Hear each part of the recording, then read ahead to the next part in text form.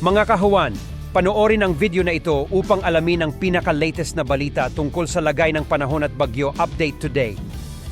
Ngayong araw po ng Friday, January 24, 2025, asahan pa rin ng mahinang epekto ng northeast monsoon o amihan dito sa may northern and central Luzon, habang dito sa may southern Luzon, down to Mindanao, asahan pa rin ang epekto ng easterlies o yung mainit na hangin po galing sa silangan. Yung tagpuan ng northeast monsoon at ng easterlies, also known as the shear line, hindi po nakakaapekto sa ngayon dahil mahina ang northeast monsoon.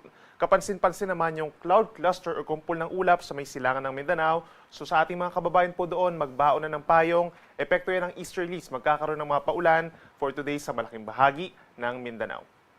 Sa ngayon po, dahil mahina pa rin ang northeast monsoon, wala po tayong gale warning na nakataas. Asahan pa rin kapag may mga thunderstorms, posibleng umabot sa 2.5 metro ang taas ng alon. Pero in general po, posibleng umabot lamang sa 1 metro kapag naman fair weather conditions.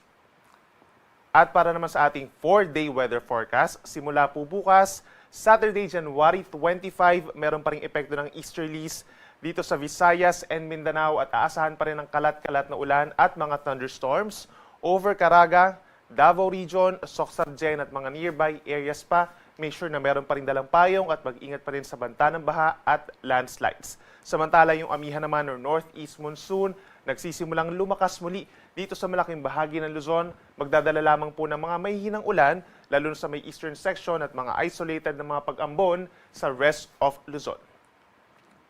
Then pagsapit po ng Sunday hanggang Tuesday, just January 26 to 28, magbabalik yung shear line dahil lumalakas na rin po yung northeast monsoon natin at posibleng umabot pa yung amihan dito sa bahagi po ng Visayas. However, yung shear line nga po magdadala ng mga kalat-kalat na ulan at mga isolated thunderstorms over portions of Mindanao, lalo na sa may Zamboanga Peninsula, Northern Mindanao and Caraga region, as well as portions of Eastern and Central Visayas. Yung shear line po yung banggaan ng northeast monsoon at ang easterlies. So yung easterlies nasa ilalim po yan at nakaka-apekto rin dito sa may Davao region and Soc-Sargen. Mag-ingat pa rin po sa mga banta ng baha at landslides at ugaliin pa rin tumutok sa updates ng pag-asa, lalo na yung ating mga advisories or even mga heavy rainfall warnings.